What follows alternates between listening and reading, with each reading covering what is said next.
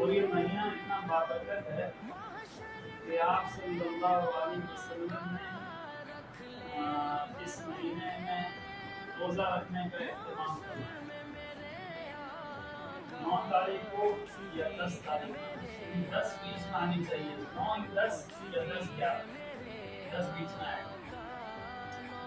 اس میں روزہ رکھنے کا اہتمام آپ صلی اللہ علیہ وسلم نے فرمایا۔